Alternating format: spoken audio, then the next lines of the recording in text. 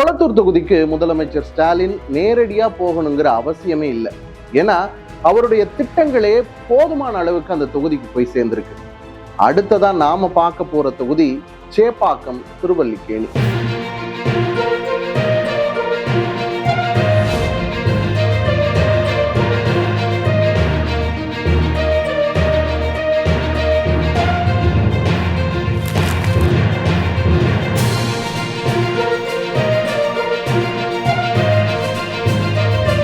மட்டுமல்ல, உங்களுடைய கூட பிறக்காத ஒரு அண்ணனாக செஞ்சறதுக்கு நான் என்னைக்கும் தயாராக இருப்பேன்.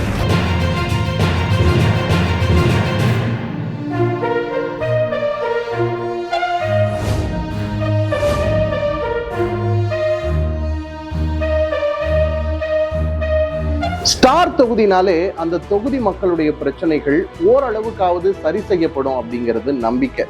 அதுவும் முதலமைச்சர் மகனோட தொகுதி, தமிழ்நாடு அரசோட துணை முதலமைச்சர் தொகுதினா சும்மாவா? டாப் 10 எம்எல்ஏக்கள் பட்டியல்ல 2ஆம் இடத்தை பிடிச்சிருக்காரு திரு உதயநிதி ஸ்டாலின். திமுகவினராலும் இளைஞர்களாலும் கொண்டாடப்படும் துணை முதலமைச்சர் உதயநிதி ஸ்டாலினின் சேப்பாக்கம் திருவல்லிக்கேணி தொகுதியை பொறுத்தவரை பல்வேறு மக்கள் நல திட்டங்களால் தொகுதி மக்களை கவர்ந்திருக்கிறார். பிரச்சனைகளை தீர்க்கும் அதிகாரம் படைத்தவராக இருக்கும் உதயநிதியிடம் என்ன குறைகளை சொன்னாலும் அதை காது கொடுத்து கேட்கிறார் என்கிறார்கள் அந்த தொகுதி மக்கள். அது மட்டுமல்ல, எளிதில் அணுகக்கூடியவராகவும் இருக்கிறார் என்கிறார்கள் பயன் பெற்றவர்கள். சென்னை சேப்பாக்கத்தில் 31 கோடி மதிப்பீட்டில் மத்திய பக்கிங்ஹாம் கால்வாயில் 7.315 கிலோமீட்டர் நீளத்திற்கு புனரமைக்கும் பணி நடைபெற்று வருகிறது. நடுக்குப்பம் பகுதியில் மக்களின் பங்களிப்புடன் 1,50,000 ரூபாயில் புறக்காவல் நிலையம், 1,25,00,000 ரூபாயில் சாலையோர கழிவு நீரேற்று நிலையம் அமைத்தல், 230 மீட்டர் நீளத்திற்கு புதியதாக கழிவுநீர் குழாய் பதிக்கும் பணி, 370 மீட்டர் நீளத்தில் கழிவுநீர் உந்துக்குழாய் அமைக்கும் பணி உள்ளிட்ட பல்வேறு திட்டங்கள் அவரது தொகுதியில் கவனம் பெற்றிருக்கின்றன. டாக்டர் பெசன்ட் சாலையில் 1,05,00,000 மதிப்பீட்டில் ஒருங்கிணைந்த திறன் மேம்பாடு மற்றும் விளையாட்டு மையம், பம்பிங் ஸ்டேஷன் சாலை மற்றும் ரிச்சி தெரு சந்திப்பில் நமக்கு நாமே திட்டத்தில் 17 லட்சத்தில் பொது கழிவறை உள்ளிட்டவை அமைக்கப்பட்டிருக்கின்றன. மேலும் இந்த தொகுதியில் 15,61,00,000 ரூபாய் மதிப்பீட்டில் பல்நோக்கு மையம், முதல்வர் படைப்பகம் மற்றும் நூலகம் கட்டும் பணிகளுக்கு அடிக்கல் நாட்டி இருக்கிறார் துணை முதலமைச்சர் உதயநிதி ஸ்டாலின். அண்மையில் நடந்த நிகழ்ச்சி ஒன்றில் 1736 மாணவர்களுக்கு 2,15,00,000 ரூபாய் கல்வி உதவித்தொகை வழங்கப்பட்டது.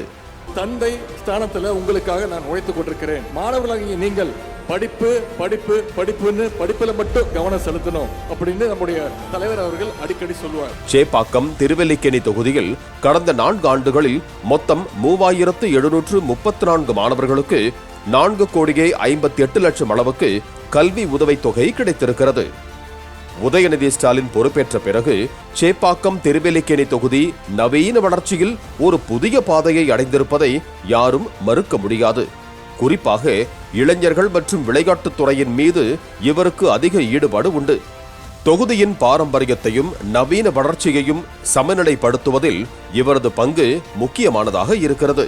சேப்பாக்கம் ஸ்டேடியத்தில் மைதானத்தை தாண்டி விழும் சிக்ஸர் போல உதயநிதியின் செல்வாக்கு சேப்பாக்கத்தில் மட்டுமல்லாது தமிழ்நாடு முழுவதுமே விதை போல் விழுந்திருக்கிறது என்பதே அரசியல் நோக்கர்களின் கருத்தாக இருக்கிறது.